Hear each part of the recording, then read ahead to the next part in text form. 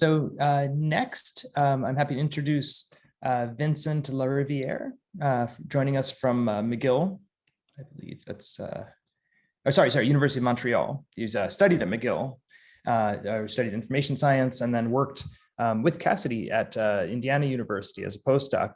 But he's had an independent position for several years and very active in the publishing community with a focus on kind of scientific enterprise and the human element. So again, sort of continuing the theme of today's talks. His presentation will be, are self-citations a normal feature of knowledge accumulation or a perversion of research evaluation? Great, thanks so much for the invitation and for the introduction. I have a dog barking around me. Hopefully she's gonna be fine. She's excited by the trees. Okay, so let me share my screen, and we're gonna jump in actually something that is quite different from what Cassidy presented, but I hope that you're gonna find it at least half as interesting, at least as I could see from the comments in the chat. So this basically starts with the idea that we've been discussing self-citations for a couple of decades in the, let's say, general research community. And there's basically two ways self-citations are seen. Either it's something that's normal or it's something that is problematic. So we'll try to, I will try to provide some insight into what direction this is going based on two analyses. So a little bit of an outline of what I'll talk. So the context, the rise in research evaluation, and we'll go through a couple of the criticisms that exist vis-a-vis citation analysis. Then from a methodological point of view, I will clarify two misconceptions around self-citations, and then we'll delve into more of the analysis. So we'll look at both self-citations and self-references. I will distinguish the two in a couple of minutes throughout the career of individuals. So as we'll see, the probability that you self-cite yourself when you're a young scholar is very different from when you're an older scholar. And then the second analysis will look at the similarity between the citing and the cited papers to try to get an idea on whether researchers, when they are self-citing, are they citing their own work, which are actually closer to the citing paper or more far away from a semantic point of view. And then we'll go into the conclusions. So there's a growth, and again, you would have had to live under a rock to not know that, but basically there's a rise. There's been a rise over the last couple of decades of research evaluations that are based on bibliometrics. And historically, research is evaluated through peer review. Researchers are being assessed by peers, but more and more institutions and countries have institutionalized bibliometric indicators. Those indicators form the basis of most university rankings. And in that context, the impact factor has been quite a crucial indicator. And it has changed in a way a lot of the incentive game in academia. So researchers now need to publish all the time as much as possible. And it's very interesting to contrast that with Peter Higgs, who probably most of you know, the, let's say, inventor of the Higgs boson, Nobel Prize in 2013. He actually stopped publishing in 1979 because he considered that he did not have anything to say anymore. So he lived in a, let's say, in an academic era where one didn't have to publish all the time. You could just publish your papers at some point, and then after that, well, you just go to seminars and teach, and you still remain a researcher, but you don't have anything to add to the body of knowledge. And that, I think, it makes us remember that one does not win the Nobel Prize because of their total number of papers or their total number of citations. You need one important discovery that can change the face of your discipline. So in that context, well, this is just to exemplify that. So in China, many universities have cash per publication policies, which are based on the journal impact factor, which again is changing now in the post-COVID era, but it's not clear how things are going to land. And this has also led to an increase in productivity. So newer generations of researchers are actually more productive than older generations of researchers because of the incentive game. One cannot argue that they are better than their peer, that they're more inventive, that they're more creative. No, they're just publishing more because this is what the system is asking them to do. And there's a lot of adverse effect that I won't go into, but I will mention briefly. Of course, that plays the game of the for-profit publishers who are then able to create more journals and sell us those journals at a crazy price. So this entire game has adverse effects that actually go beyond the things that we're going to look at today. So in that context, there's a lot of criticism of citation analysis. Some of them is actually true. Some others is a bit more, it's a bit less true. So the first point is, of course, it takes time for citations to accumulate. So once a paper is published, it will take years for it to receive a, let's say, significant or meaningful number of citations. There's also some uncited influence. So you may have read a paper, but not necessarily cited, even though it has influenced your research in some way. There's also some body of literature that shows that, well, there's negative citations. That being said, those are relatively small. And I will just present you very briefly some results of a preprint that just came out a couple of days ago, led by Wout Lammers and Dakota Murray, two PhD candidates. Basically, what we looked at in that piece is this disagreement by field. So basically, our indicator of negative citation is a bit more mild. It's not so much negative, but it's instances of references, of cited references that show a sign of disagreement. So stuff like, we have found this in contrast to that previous study, and that goes to, of course, that's a mild disagreement. There's, of course, instances of negations, etc. What I want to show here is the proportion of cited references where you see a sign of such disagreement. And as you can see on the figure on the right, it's actually quite small. So in social sciences and humanities, 0.61% of all cited references show a sign of such disagreement. And that goes as low as 0.06% in math and computer science. So basically, the vast majority of cited references are actually either neutral or positive.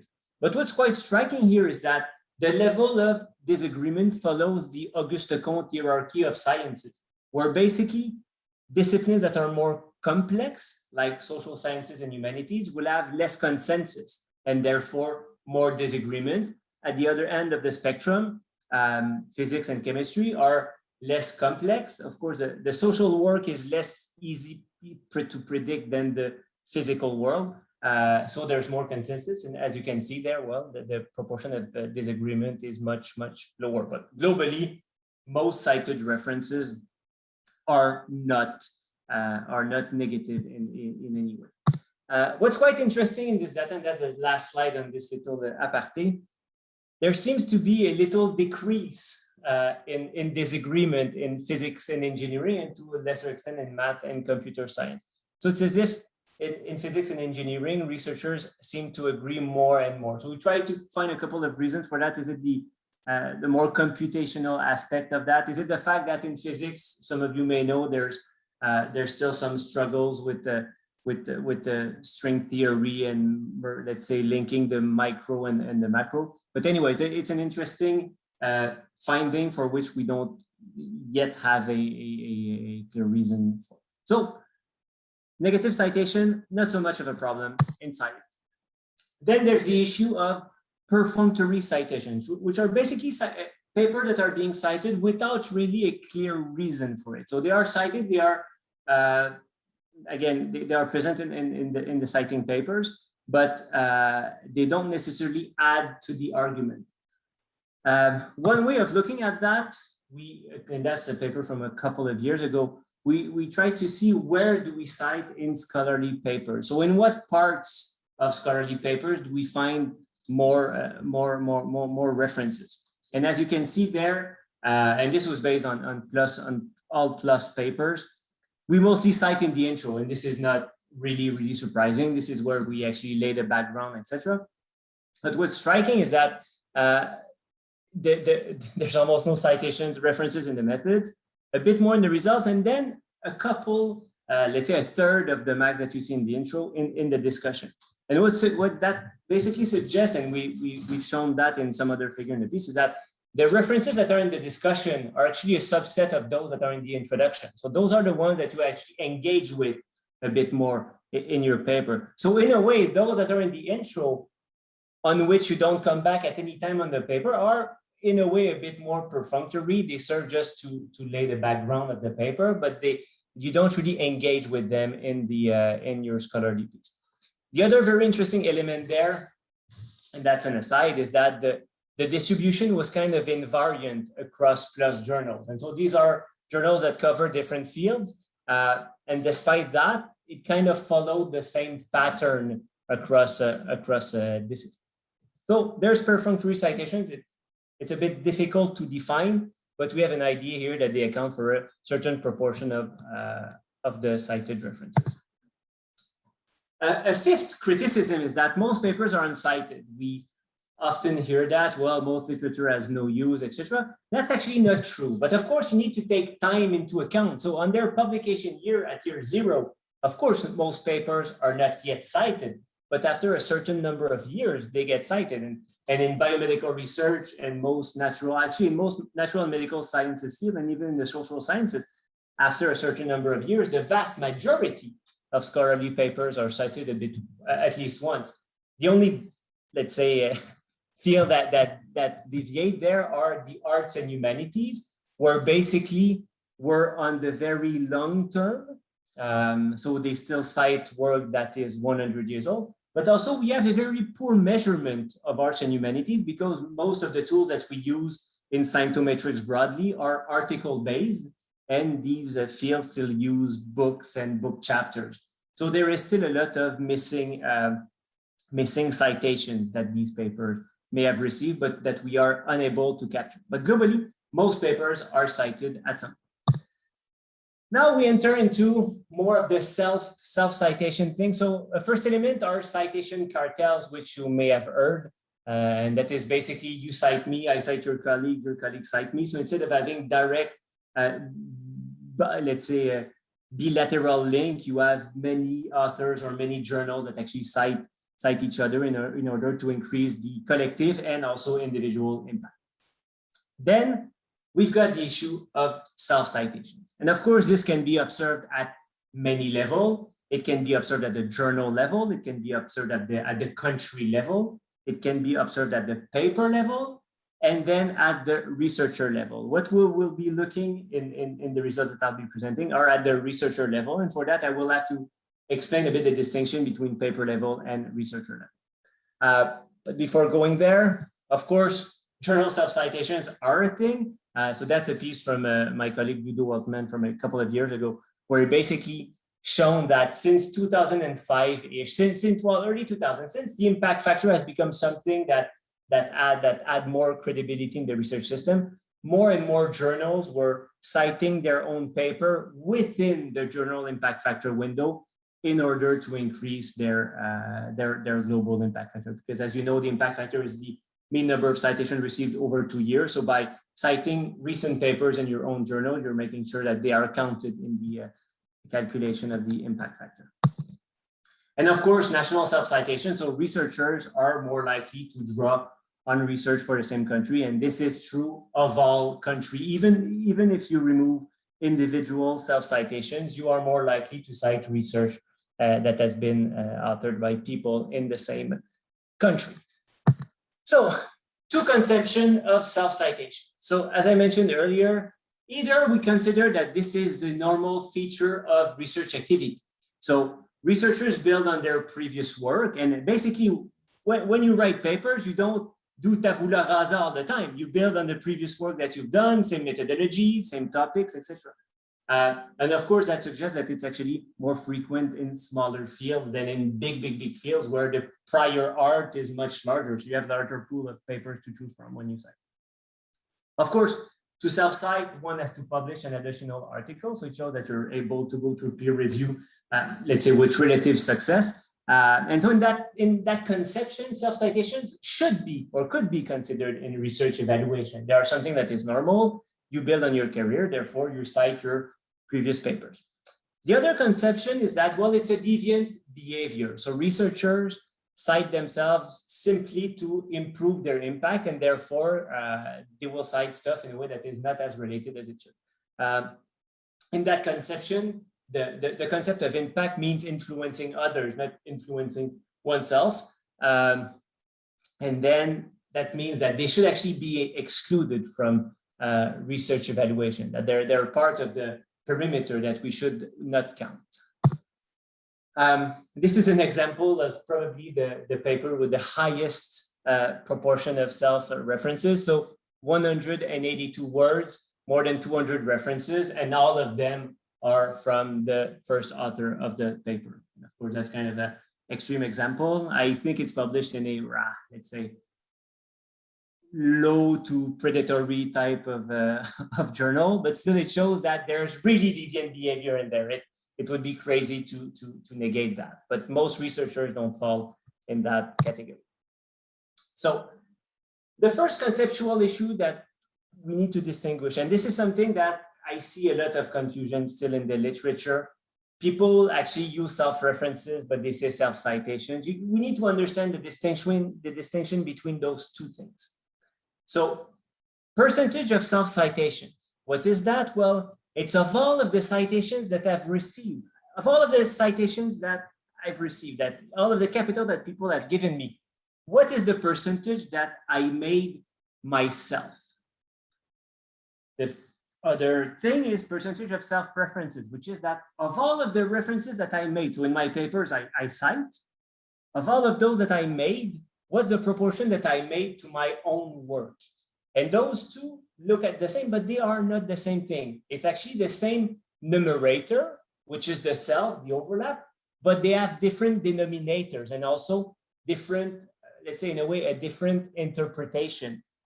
If you want to show deviant behavior, you need to look at self-references, because this is the only calculation where the author has control over both the numerator and the denominator. In the case of self-citations, the denominator is a function of what others give me.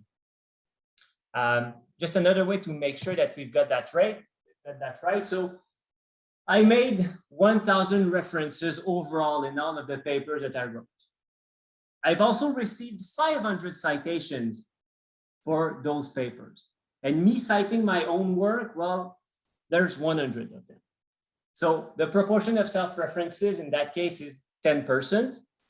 And my proportion of self-citations is 20%.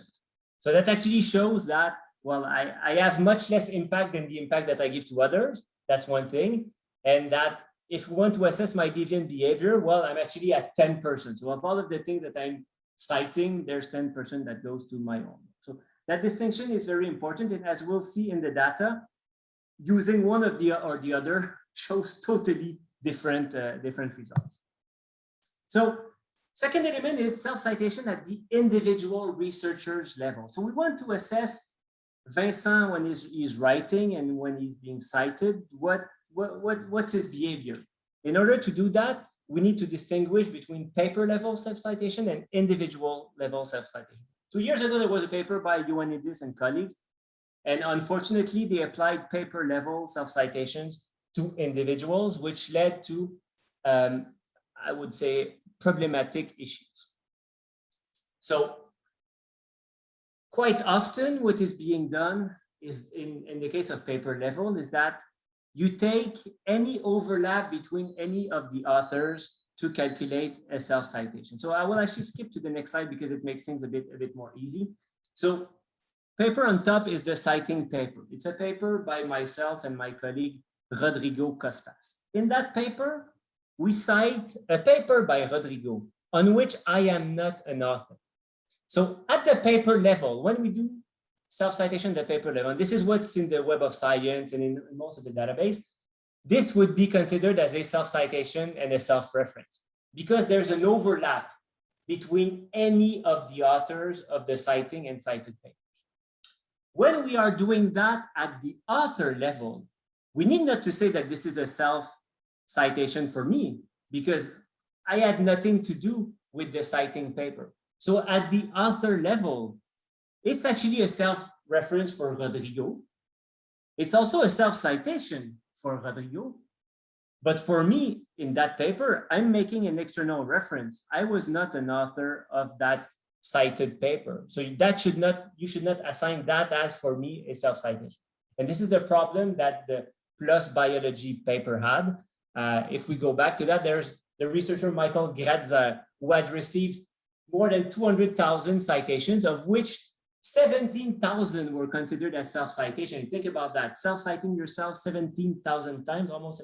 It's impossible, even if you publish a lot. So in that case, it was totally inflated by the fact that he was on paper that had hundreds of authors, and one of the authors was citing the paper, and therefore it led to a self-citation at the paper level.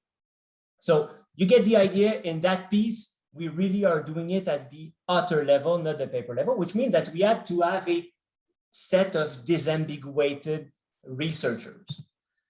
So self-citation at the author level are really necessary to understand individual researchers' citing behavior. And then, as I said, the challenge is to get author disambiguation at a large scale, and that cannot be performed manually. We really have to rely on algorithms. So, and I'll get back to that in a couple of seconds. So, two research questions. First one, what are the dynamics of self-citation and self-references? How do they evolve as a function of the career? And how do they evolve as a function of one's research output? And the key question here is, can you become rich with self-citation? Is that something, is that a thing where you can indeed increase your influence, or at least your indicators, with self-citations? And are there any differences in self-citations behavior by gender? And this is something that we kind of had evidence in the past, but it was made with that confusion that I mentioned of both paper level and citations versus references. So we'll try to get a clearer picture of that. And then the second question is, how similar are citing and cited papers? So again, there is, if citations are a deviant behavior, and self-citations are a deviant behavior, self-cited papers should be less related to the citing paper than non-self-citations. So we'll see what we find there.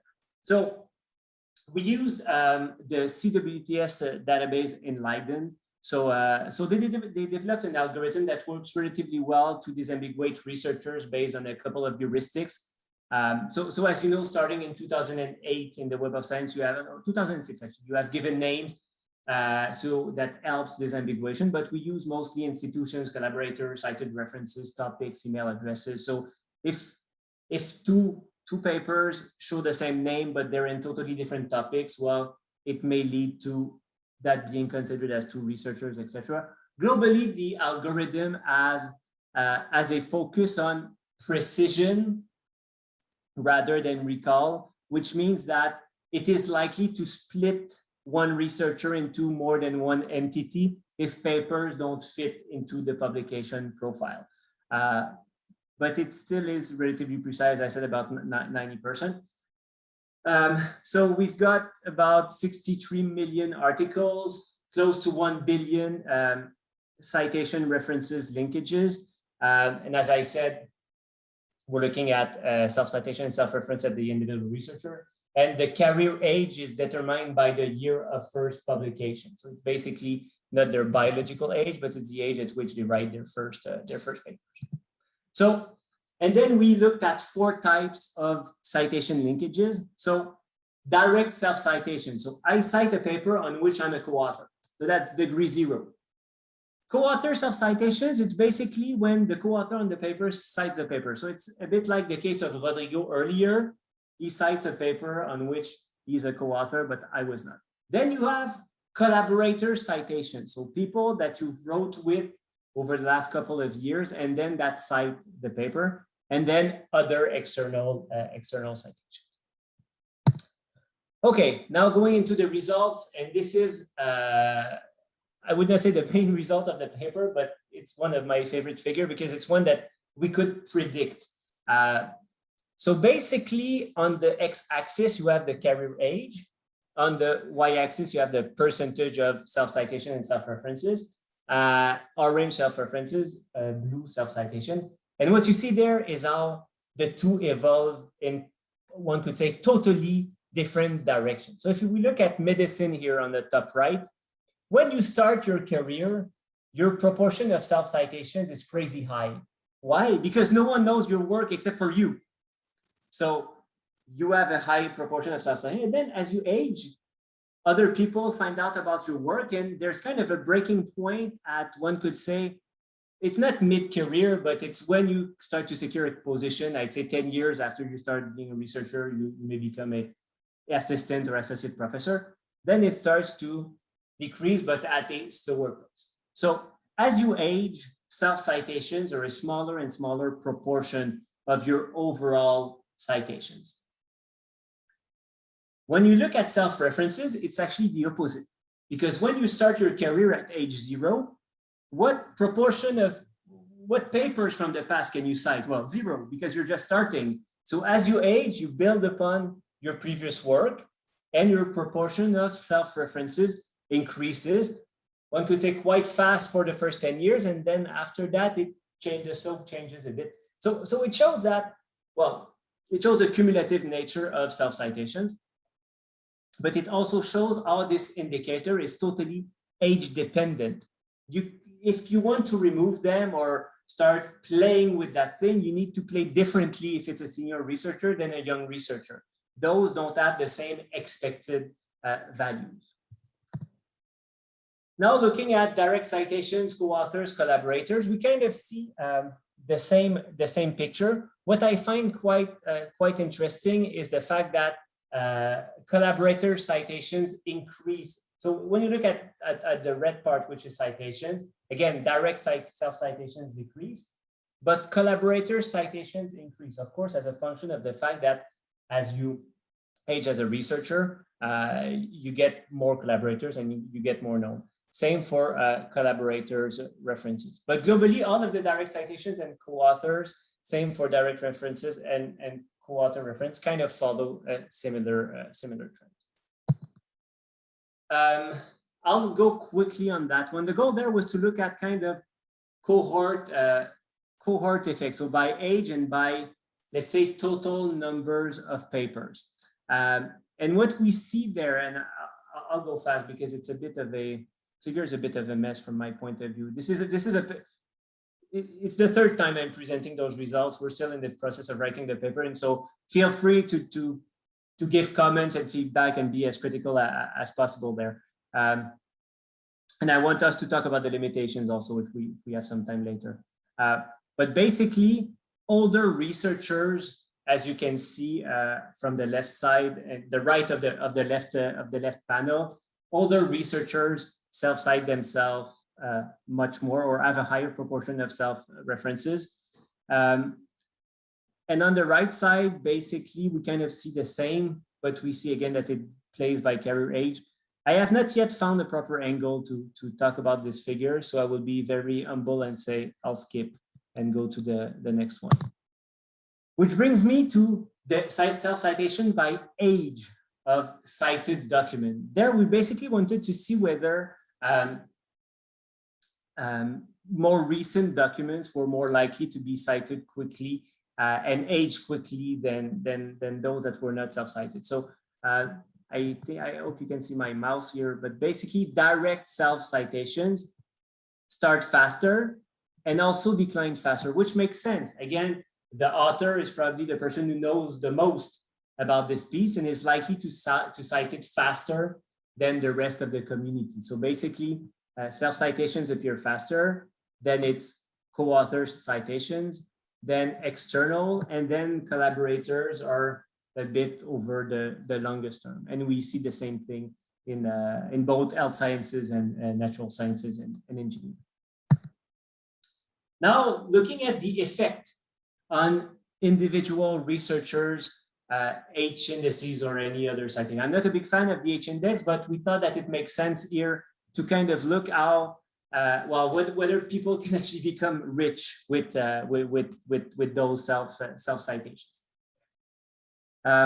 So in absolute numbers, of course, the higher your self-citations, the more likely your H index is likely to increase. So basically, what you have here in gray are all the H index, the delta basically in the H index, if you include the direct, the co-authors, and the collaborator self-citations. And in blue, it's only when you include the direct self-citation, and in green is the direct and the co-author. And globally, of course, in absolute numbers, it increases, but the relative difference is not that high. So if you include only the direct self-citations, you can only increase your H-index by 5%, which is it a lot? Is it little? Well, it's debatable, but I would argue it's not huge. So you self-cite like crazy and your H-index is only increased by 5%. Well, that's not a huge increase. But what plays a more important role, and one that actually doesn't plateau at any point, is the self-citations that include your self-citations, your co-author self-citations, as well as your collaborator self-citations. So that suggests kind of more of a network effect of these. Actually, you need more of a network to increase your H-index using those using self-citation. And this is observed quite a lot in social sciences, quite a lot in health sciences, and actually also in the natural sciences and engineering. Now moving on to the correlates of self-references. And so basically what you have, the 5 lines are for different level of self-references. So in black, it's those that really self less than the median. And then moving to gold is those that self-cite the most. Like this is a subset of crazy self-citers. And as you can see, so of course, that's actually quite interesting. Those researchers who self-cite themselves a lot are also cited a lot externally. So as you can see, it's higher. So external citations are higher for those who self-cite. And this is something that we've seen in the literature in the past. People who are heavily cited by themselves are also heavily cited externally. By gender, well, and that's the proportion of women, there's a lower proportion of women everywhere that are part of these highly self-citing. And also these researchers that self-cite themselves a lot are older. But again, controlling for cohorts and numbers of publications. So basically 3 takeaway messages here.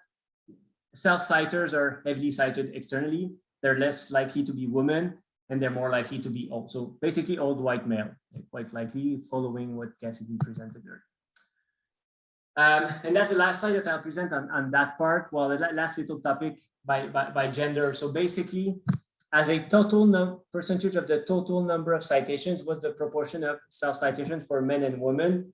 And basically, we see that very quickly, men are indeed self-citing themselves more. It's observed at basically for every total number of citations, there's a let's say 4% difference between the two genders. And when you do it cumulatively, well, you can see that there's a couple of hundred of citations that are gained by men researchers by self-citing themselves. So this is actually not trivial.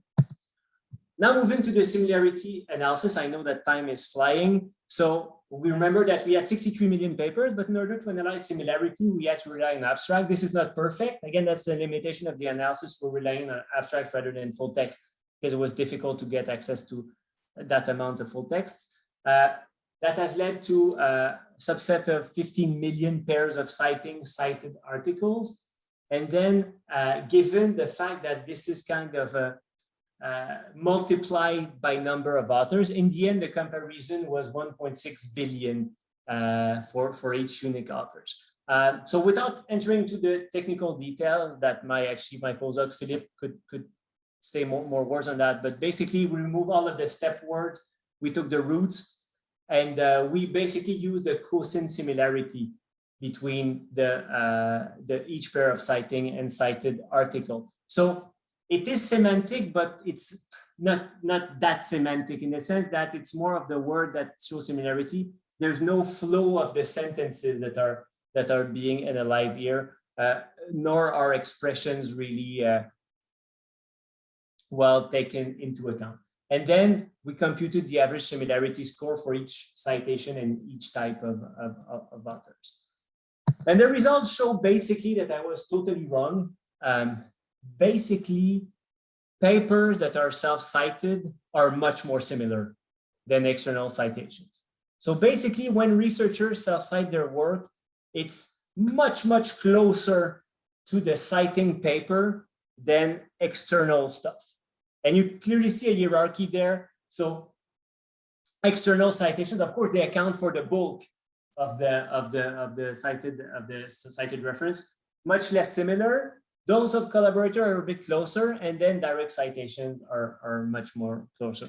Of course, could be many explanations for that. One could be that they use the same word because it's their own topic, etc. So that's quite likely. But again, it seems to suggest that these are, in the vast majority of cases, these are not references that are totally unrelated. They seem to be much more likely to be related than external citations. And it was constant by age of authors.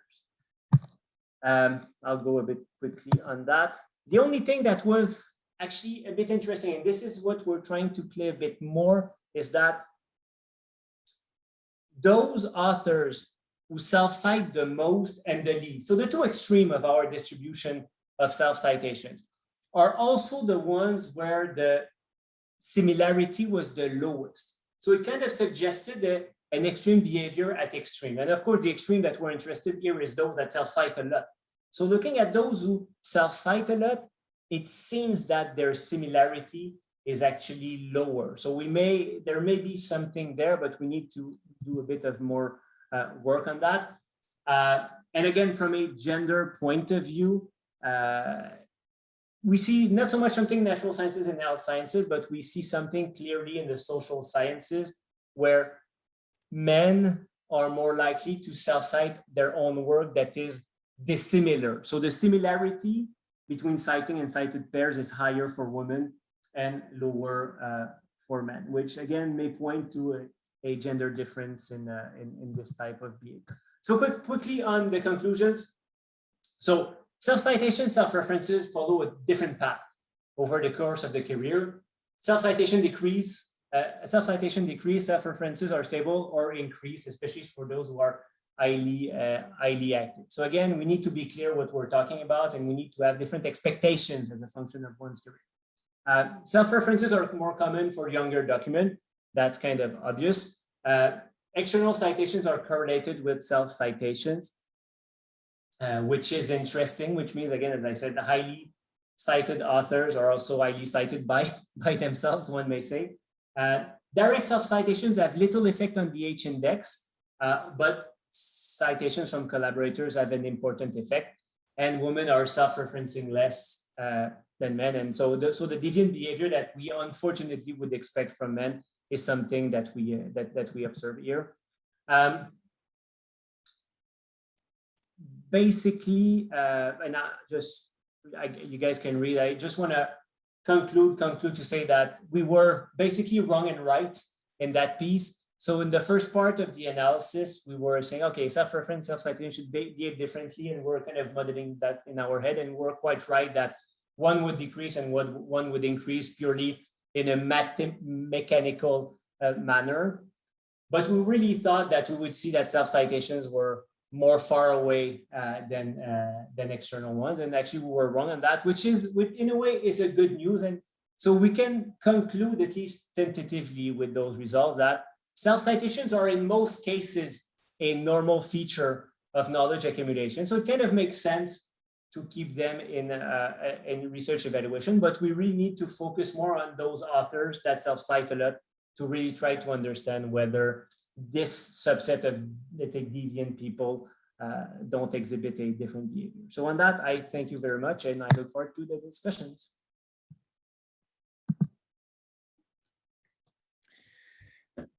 Great, thank you, Vincent. That's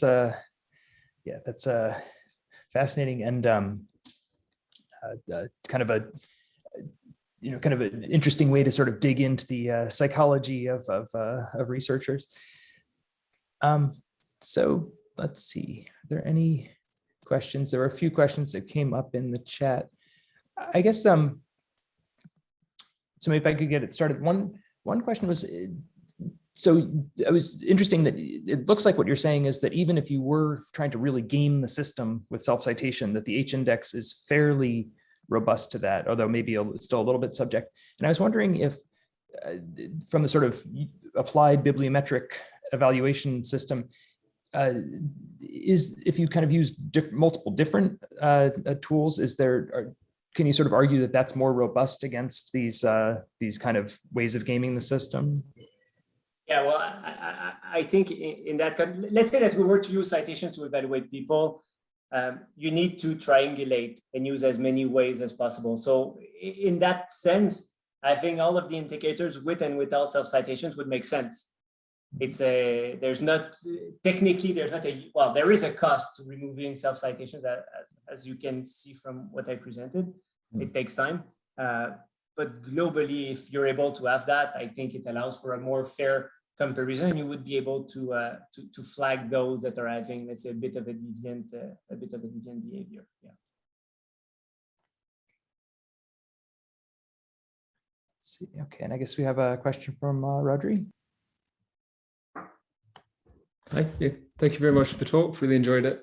I was just wondering if you'd looked at whether you can explain why people don't cite their previous work. In part because some of the problematic studies that I've looked at, you notice that the first authors tend not to cite that paper again, so they've distanced themselves from the publication, and it's sometimes a kind of quick proxy I use is, if it's an article published 5 years and I don't see any of the authors involved in that paper ever citing it again, it doesn't fill me with a huge amount of confidence that in the work, because nobody's taking it on or done anything with it. So I was just wondering if you could use that method to kind of look at why do people not cite their work, and as their career goes on, you'd expect there to be a time dimension, and as there's more kind of publications, then they can become more selective.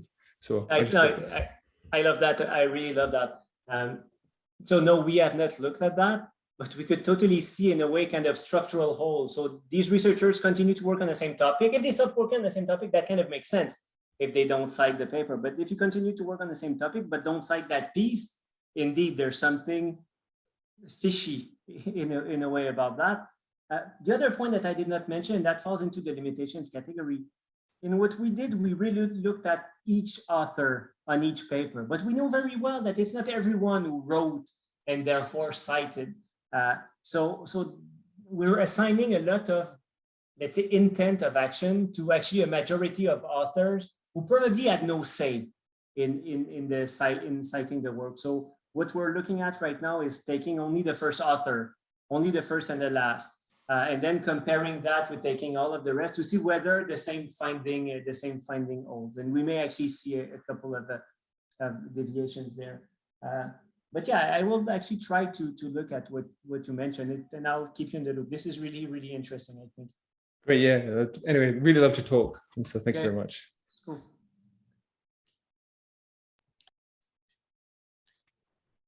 So let's see, got a question from Bilal. Hello, Vincent. Can you hear me? Yeah. Thank you for a very, very inspiring talk. You mentioned to have analyzed the similarity between the self-citation and the original text. So my like one query is whether you analyze the citation sentence as well. Like some people do this citation function study, that what is the citation about. So are self-citations any different to the other citations that are done to other papers? Yeah, no, I love that, and this is something that I think collectively we need to work on that a lot. As I presented in the kind of intro of the talk, there's a lot of people working on trying to understand the context of citation and looking at whether the context of citations is different when it's a self-citation than when it's not. I think is something that is quite crucial. We have the data to test it with the paper by Wout and Dakota that I presented, but we did not follow through yet. So no, I don't have any results on that.